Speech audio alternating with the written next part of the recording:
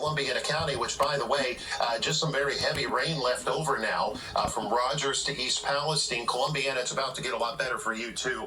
And this is just rain all across Columbiana County. Mahoning County, as far as any concern goes, if you're west of Route 45 here in Mahoning County West, the all clear on this storm is there. There's the update on it.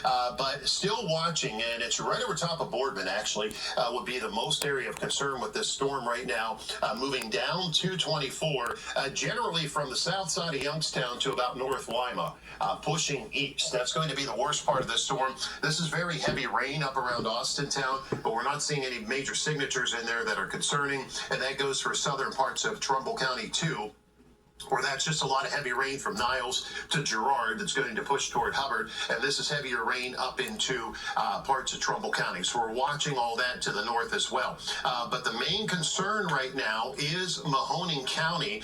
This storm that was in Columbiana County is pretty much into Beaver County, pushing over 376 at this point with some heavy rain and gusty wind. Watching one little notch down here between Beaver and Beaver Falls. That'll move east. Of course, the Weather Service is watching that very closely, too.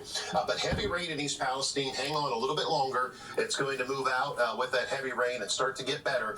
As you move your way northward, though, this area that we were most concerned about, and we probably will let you get back to your programming here at 3:15, and we'll continue to stream live at WKBN Plus and WKBN.com and WYTV.com, though, is right over top of Boardman, Youngstown, pushing toward Poland, and even into North Lima, Craig. Yeah, that's exactly where that's the biggest threat of that's going to continue. That'll eventually make its way into Lowville as well on the eastern side of the county.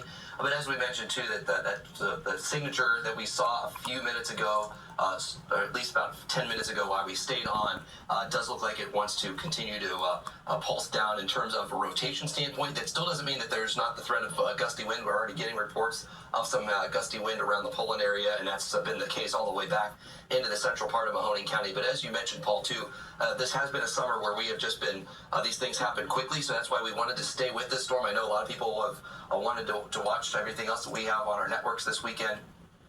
As well, but with what we've had to deal with this summer, the fact that these have spun up and down quickly throughout the last couple of hours, we wanted to stay with this to keep you all safe, and that's exactly what we're here to do, and that's what we have been doing, and so we want to make sure that we make that statement for you guys too, so that we know that we're here for you, but also that we're watching this behind the scenes. We're going to continue our coverage on our website and WKBN Plus as well, but right now, just watching some of the enhanced areas of wind pushing into the extreme eastern side of Mahoning County. We're hearing some of that thunder here at the station now south of Youngstown, and that's going to move its way into the east side of Youngstown over towards Struthers and Little Lowville area over the next couple of minutes. Paul? Yeah, Craig, and watching this area, it looks like the worst part of this storm from the potential of wind and gusty wind would be moving into Struthers, going through Poland, heading toward Lowville and Camel on the east side. So pretty much from 224 up through Youngstown Center,